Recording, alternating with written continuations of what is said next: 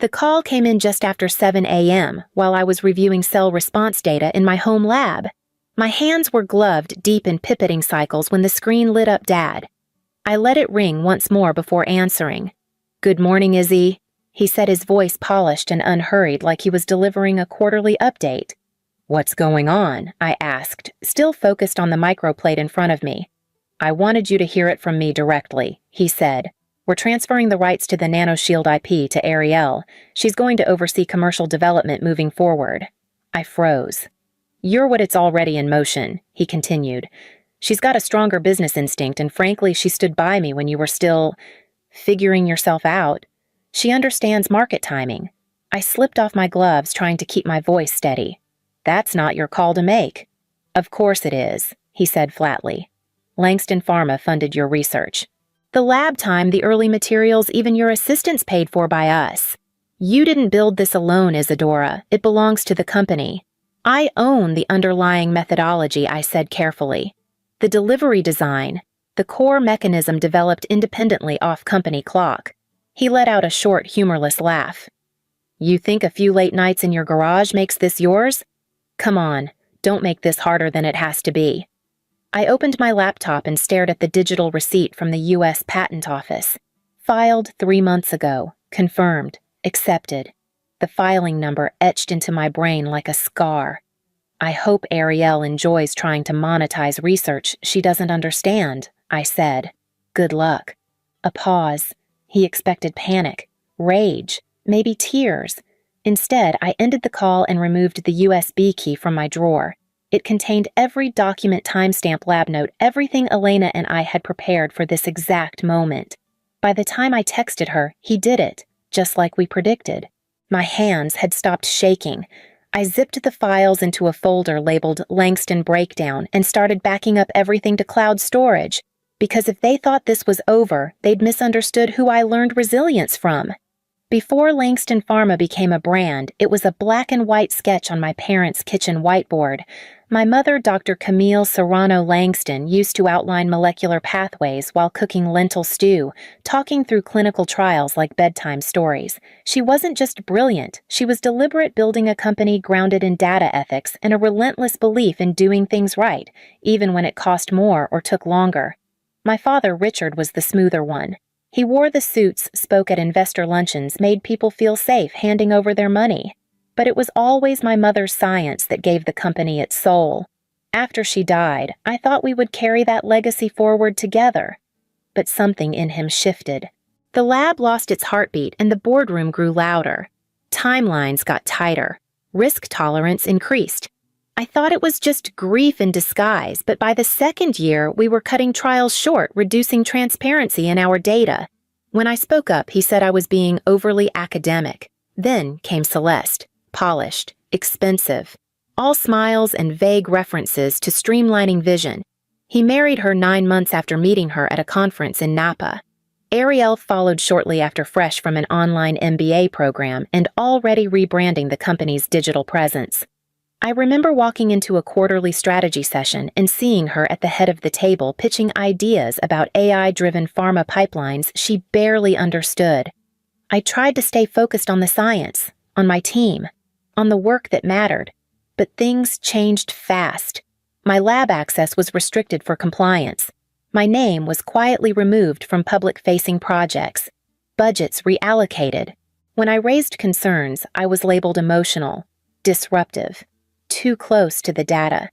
At night, I'd sit in my mother's old lab chair, the only piece of hers I'd kept, and try to remember why I hadn't walked away. Maybe I still believed I could save what she started, but now I understood.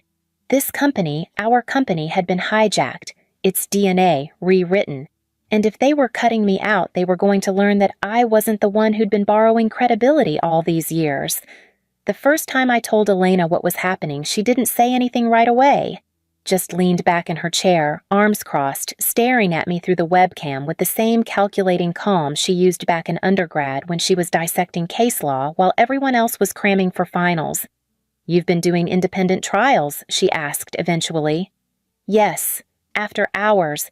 My equipment. My notes. No Carter funding. I've kept it clean." "Good.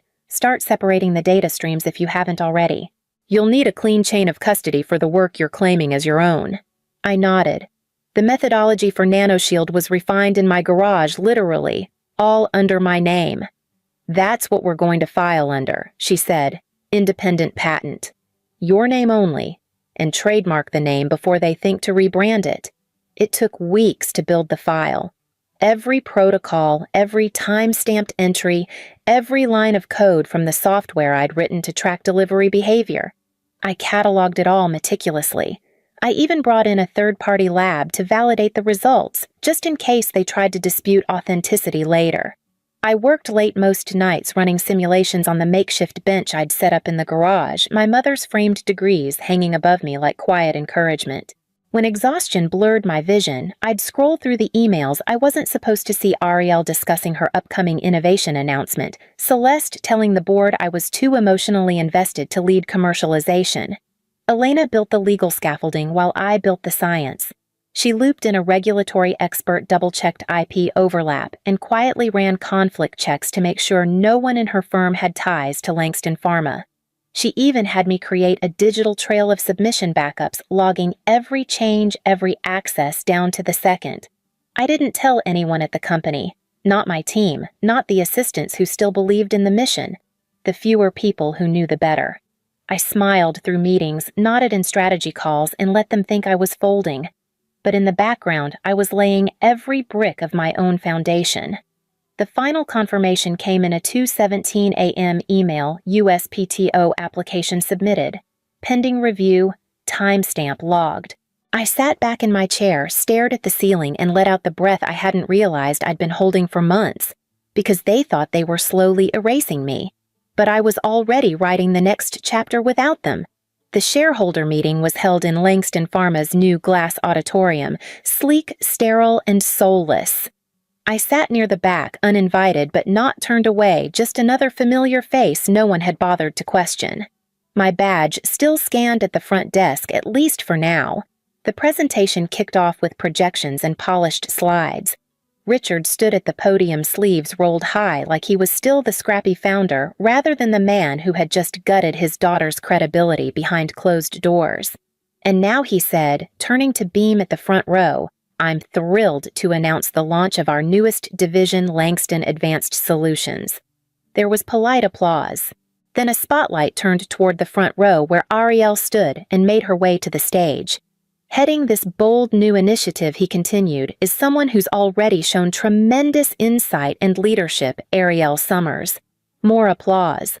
Louder this time. I watched her take the stage in tailored white lips painted to match the Langston logo. She thanked the board through in a buzzword salad of agile pipelines, adaptive commercialization, and cross-market synergies. Not once did she mention science. Not once did she mention me. I looked at the stage, at the chairs behind the podium where past project leads and division heads sat where I used to sit. There was no chair with my name. There wasn't even a pause to acknowledge my work on the very tech Ariel now claimed as a foundation for her vision. I sat through the rest of the meeting without moving.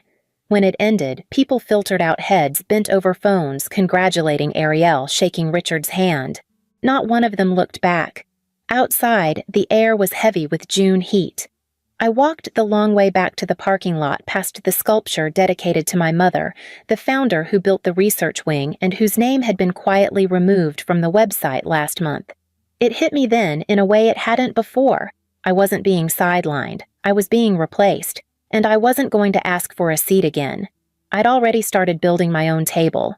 The notification came through Elena's secure server at 10:42 a.m., just as I was reviewing early-phase trial results from the polymer variant we'd modified in the garage. The subject line was short initiated transfer attempt flag triggered. I opened the document. My father had officially filed a request to transfer the NanoShield IP from Langston Pharma to Ariel Summers, citing internal strategic realignment. They had no idea the USPTO had already logged my independent filing 3 months earlier, with timestamps, third-party validations, and digital backups from 3 separate locations.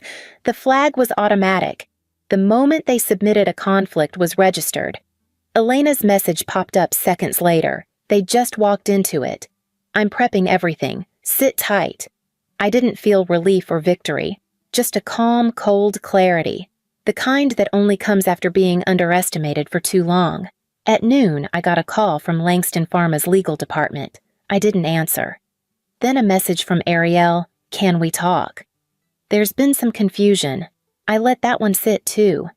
By late afternoon, I was at Elena's office, sitting across from her as she laid out our plan in color-coded folders. She was composed as always, but there was a tightness around her eyes that told me she was already thinking 3 moves ahead. They violated USPTO protocol by attempting to transfer rights they don't legally hold, she said. That automatically puts them under scrutiny. Best case for them, this becomes a public embarrassment. Worst case, they open themselves up to an investigation. They'll go with confusion first, I said, then spin it as miscommunication. They'll say I misunderstood the scope of my contributions. Elena nodded. Which is why your logs matter. Your lab notes the receipts for your personal equipment, the off-site server backups. This isn't just a disagreement, it's theft, and the documentation proves intent. She handed me a clean printout of the original patent application. My name. My methodology. No cosigners. No corporate affiliation. I stared at it for a long moment before slipping it into my bag. That evening, while Langston Pharma tried to figure out why their request was being held in legal review, I returned to the lab and ran the same molecular sequence I'd run 100 times before. Only now it felt different, measured, certain, because they hadn't just triggered a transfer. They'd triggered the case I'd spent a year preparing.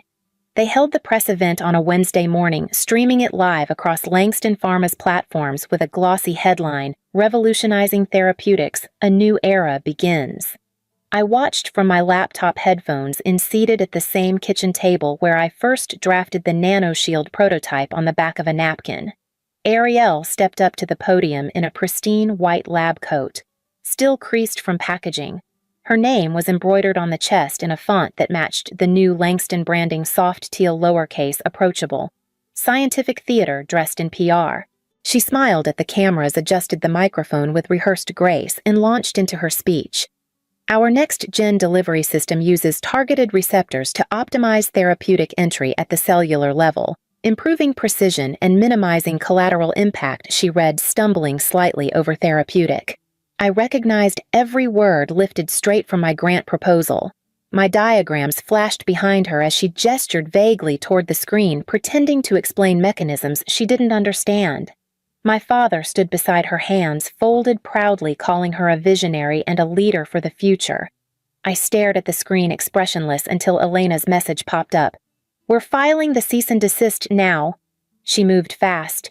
The document was delivered within the hour, complete with my USPTO filing number, dated evidence of independent authorship, and a formal demand for immediate retraction of any claim associating Ariel with the technology's development.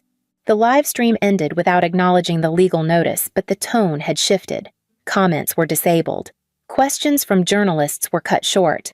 One biotech reporter tweeted a screenshot of Ariel mispronouncing bioavailability, and it spread faster than anything in the Langston pipeline ever had. I closed my laptop and sat back, letting the quiet settle. They'd built their announcement on stolen language and borrowed authority. I had let them speak uninterrupted, not out of fear, but to give them enough rope to hang themselves. Now, with Elena's filing in motion and the public record shifting, I returned to the lab and picked up where I'd left off. Because while they played dress-up in borrowed coats, I still had real work to do. The interview was Elena's idea. I resisted at first. I didn't want to become a headline. I just wanted to protect what I'd built. But she reminded me that silence had already cost too much, so I sat down with the Chronicle, a quiet publication with enough reach and enough integrity to get it right.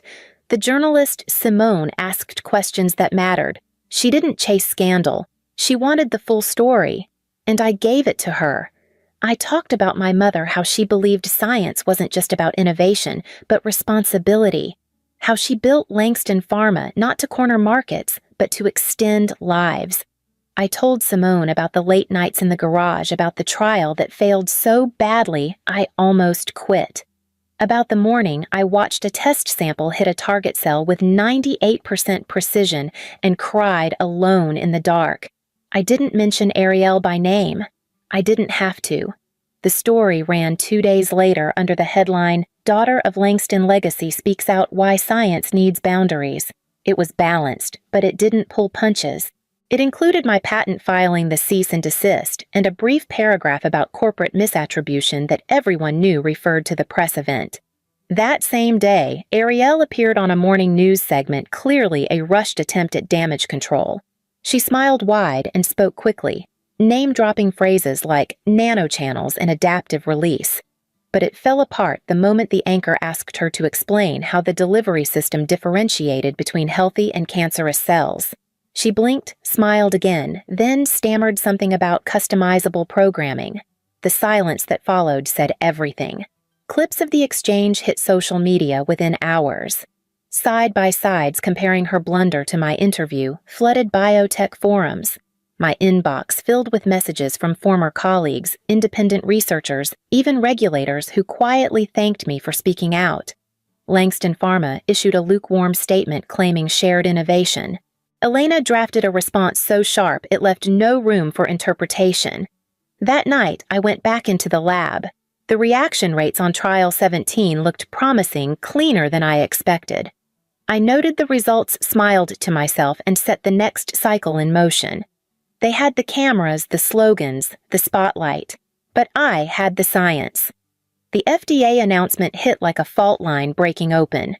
What began as a patent dispute triggered a broader review of Langston Pharma's recent submissions.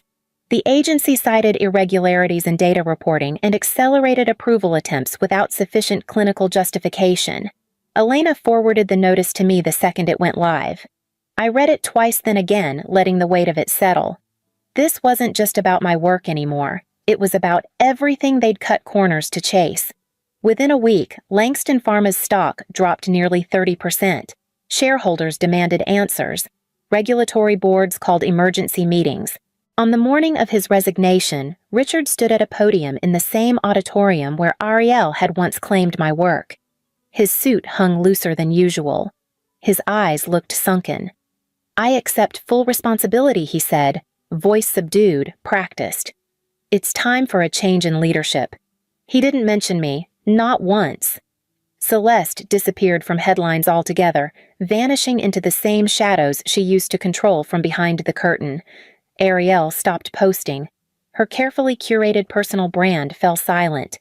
Investors pulled out of the Advanced Solutions division quietly, like slipping out the back door of a collapsing building.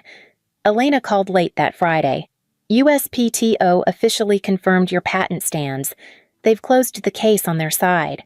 I didn't say anything for a moment, just stared out the window at the city skyline glowing in the dusk. Somewhere across town, the company that had tried to erase me was crumbling under its own weight. "They came at you with everything," she said softly, "and you didn't just survive it. You buried them with the truth. But it wasn't revenge that filled my chest. It was something steadier, something clean." I walked into my lab, flipped on the overheads, and moved toward the whiteboard where my team had left their notes for Monday. Because while they scrambled to contain the damage, we still had trials to run. She picked a quiet place off the main road tucked between a bookstore and a dry cleaner. I almost didn't go. I told myself it wasn't worth it, but curiosity has a way of tugging at you when the dust finally settles. Ariel was already there when I arrived, sitting at a corner table with a cappuccino she hadn't touched. No designer sunglasses, no blazer, just a plain sweater and a nervous glance that didn't quite meet my eyes. "Thanks for coming," she said, voice small. I nodded, sliding into the seat across from her, but keeping my bag between us like a line neither of us could cross. She exhaled hard. I wanted to say, "I'm sorry." For all of it. She looked older than I remembered, like the weight of everything had finally caught up. "I never understood what you did," she continued. "The science, the process. It always felt like a foreign language. But Dad, he made it sound like I could fix everything by stepping in. Like I could finally matter if I just took control." She wiped at her eyes with the back of her hand. "I didn't want to steal. I just wanted someone to see me the way he saw you." I didn't speak right away. I watched her face, waiting for the performance, but it never came. Just quiet regret and a kind of rawness that wasn't polished for PR. You should have asked questions, I said, instead of pretending to have answers. She nodded. I know. I took a sip of my coffee, letting the silence settle between us. Build something real next time, I said. Something that's yours. She looked down, nodding again slower this time. When I stood to leave, she didn't try to follow. Outside, the air was cool, the street quiet. I pulled out my phone and saw a message from Elena waiting subject line Trial 18. Final results in. The package arrived with no return label, just my name written in clean block letters. Inside was my mother's old research notebook, its leather worn soft with time. I opened it slowly, unsure what I was hoping to find. On the first page in her unmistakable handwriting, she had written, "Never let anyone trademark your fire." I ran my fingers over the words, something settling in my chest that I hadn't realized was still restless. Outside, the sun was rising, casting long golden lines across the floor of the lab we built from scratch. No borrowed funding, no stolen names, just quiet, steady work. My team was already arriving. Voices soft coffee in hand, laughter echoing from the break room. I slipped the notebook into my drawer, took a breath, and stepped back into the space we were creating. One compound, one test, one purpose at a time.